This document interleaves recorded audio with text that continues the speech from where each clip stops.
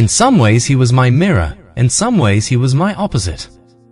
My beloved brother, my arch-nemesis. How had that happened?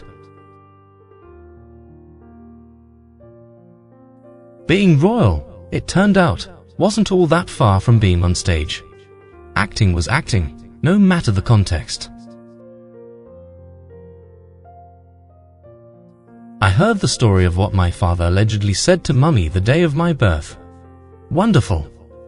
Now you've given me an heir and a spare. My work is done. A joke. Presumably. On the other hand, minutes after delivering this bit of high comedy, Pa was said to have gone off to meet with his girlfriend. So many a true word spoken in jest. My family had declared me a nullity. The spare. I didn't complain about it, but I didn't need to dwell on it either. Far better, in my mind, not to think about certain facts, such as the cardinal rule for royal travel. Pa and William could never be on the same flight together, because there must be no chance of the first and second in line to the throne being wiped out. But no one gave a damn whom I traveled with. The spare could always be spared.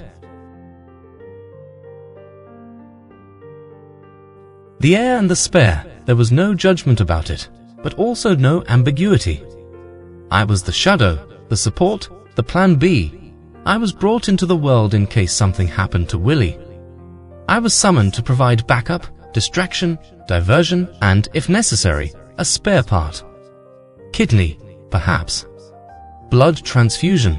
Speck of bone marrow. This was all made explicitly clear to me from the start of life's journey and regularly reinforced thereafter. I love my mother country, and I love my family, and I always will. I just wish, at the second darkest moment of my life, they'd been there for me too. And I believe they'll look back one day and wish they had too. It wasn't that she felt no emotions. On the contrary, I always thought that Granny experienced all the normal human emotions. She just knew better than the rest of us mortals how to control them. He assured me that people do stupid things, say stupid things, but it doesn't need to be their intrinsic nature. I was showing my true nature, he said, by seeking to atone, seeking absolution. Is each generation doomed to unwittingly repeat the sins of the last? I recall one headline, addressed pointedly at Granny, "Show us you care." How rich, coming from the same fiends who cared so much about Mummy that they chased her into a tunnel from which she never emerged. It occurred to me then that identity is a hierarchy. We are primarily one thing, and then we're primarily another, and then another, and so on, until death in succession. Each new identity assumes the throne of self, but takes us further from our original self, perhaps our core self, the child. Yes, evolution, maturation, the path towards wisdom. It's all natural and healthy, but there's a purity to childhood, which is diluted with each iteration. In this mixed-up world, this pain-filled life, we'd done it. We'd managed to find each other. Weddings were joyous occasions, sure, but they were also low-key funerals, because after saying their vows people tended to disappear. He was, I realize now, one of the most truthful people I've ever known, and he knew a secret about truth that many people are unwilling to accept. It's usually painful.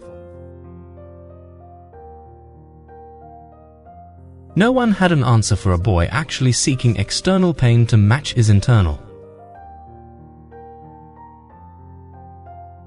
Study, concentration, requires an alliance with the mind, and in my teen years I was waging all-out war with mine. Maybe she was omnipresent for the very same reason that she was indescribable. Because she was light, pure and radiant light. And how can you really describe light? Even Einstein struggled with that one. Even for an occasional practitioner of magical thinking like me. However, some realities just can't be changed. The public was horrified.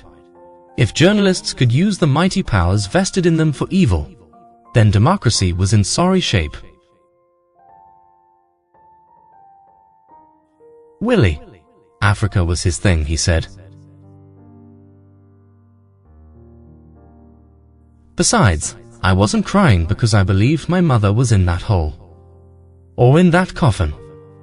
I promised myself I'd never believe that, no matter what anyone said.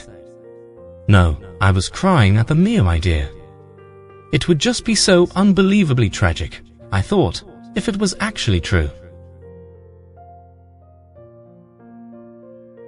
I'd already frozen my penis, mate. Wasn't that the very definition of worst-case scenario?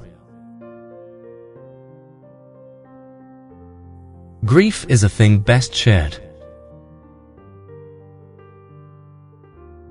The king lived here, you say? Really?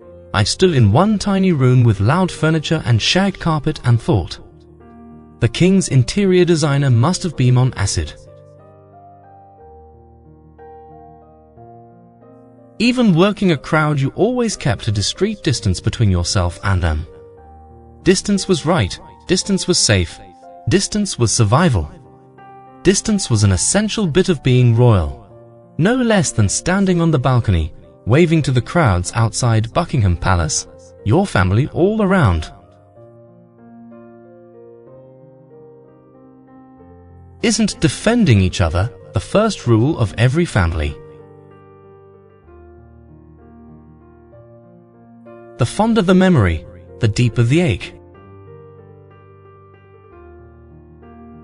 Saying Meg had gone into labor. I had a tiff with Sarah about that. You know, she's not in labor anymore, I said. She explained that the press must be given the dramatic, suspenseful story they demanded. But it's not true, I said. Truth didn't matter. Keeping people tuned to the show, that was the thing. I cannot fathom it, Wales. We're talking about your blood relatives.